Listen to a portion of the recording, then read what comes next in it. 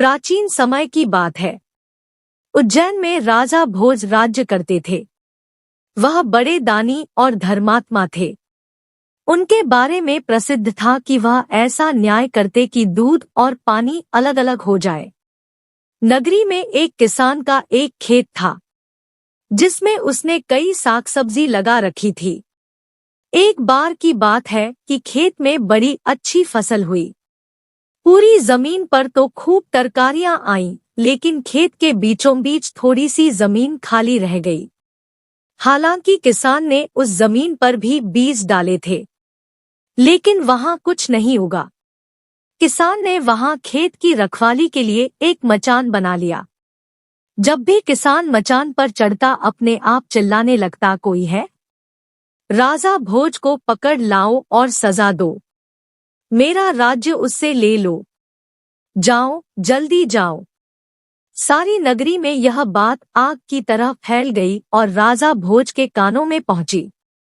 राजा ने कहा, मुझे उस खेत पर ले चलो। मैं सारी बातें अपनी आंखों से देखना और कानों से सुनना चाहता हूँ। राजा भोज जब उस जगह पहुंचे तो उन्होंने भी वही देखा कि किसान मचान पर खड़ा है और कह रहा है, राजा भोज को फौरन पकड़ लाओ और मेरा राज्य उससे ले लो। यह सुनकर राजा चिंतित हो गए। चुपचाप महल में लौटा आए। उन्हें रात भर नींद नहीं आई। सवेरा होते ही उन्होंने राज्य के ज्योतिषियों और जानकार पंडितों को इकट्ठा किया। उन्होंने अपनी गोपनीय विद्या से पता लगाया कि उस मचान के नीचे कुछ छिपा है। राजा ने उसी समय आज्ञा दी कि उस जगह को खुदवाया जाए। खोदते खोदते जब काफी मिट्टी निकल गई तो अचानक एक सिंहासन प्रकट हुआ। सिंहासन के चारों ओर 8-8 पुतलियां यानी कुल 32 पुतलियां खड़ी थी। सबके अचरज का ठिकाना न रहा। राजा को खबर मिली तो सिंहासन को बाहर निकालने को कहा, लेकिन कई मजदूरों के जोर लगाने पर भी वह सिंहासन टस से मस न हुआ। तब एक पंडित ने कहा कि यह सिंहासन देवताओं का बनाया हुआ है, अपनी जगह से तब तक नहीं हटेगा जब तक कि राजा स्वयं इसकी पूजा अर्चना न करे। राजा ने ऐसा ही किया।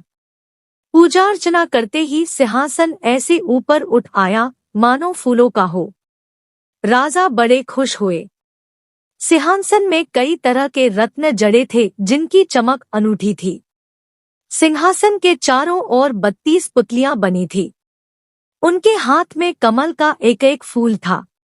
राजा ने हुक्म दिया कि खजाने से रुपया लेकर सिंहासन दुरुस्त करवाएं। सिंहासन सुंदर होने में 5 महीने लगे। अब सिंहासन दमक उठा था।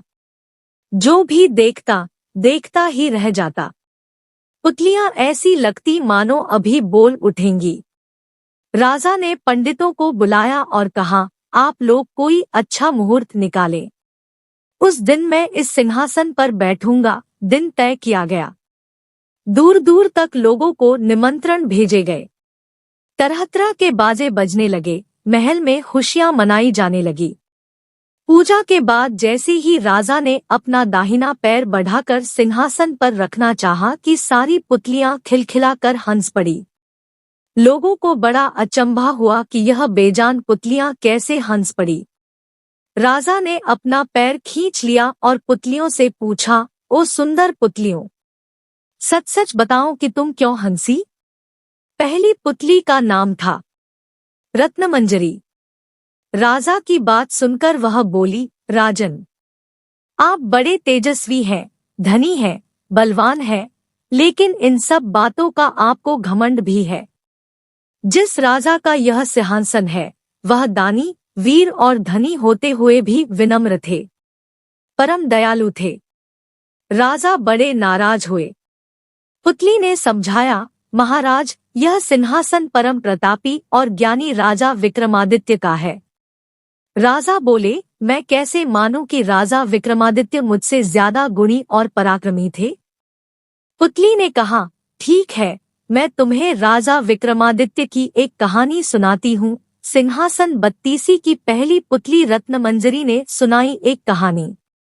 पहली पुतली रत्नमंजरी की कहानी। अम्बावती में एक राजा राज्य करता था। वह बड़ा दानी था। उसी राज्य में धर्मसेन नाम का एक और बड़ा राजा हुआ। उसकी 4 रानियां थीं। एक थी ब्राह्मण, दूसरी क्षत्रिय, तीसरी वैश्य और चौथी शूद्र।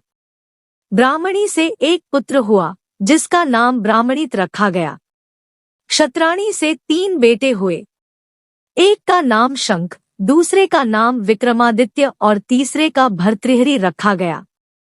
वैश्य से एक लड़का हुआ जिसका नाम चंद्र रखा गया। शूद्राणी से धन्वंतारी हुए। जब वे लड़के बड़े हुए तो ब्राह्मणी का बेटा घर से निकल पड़ा और धारापुर आया।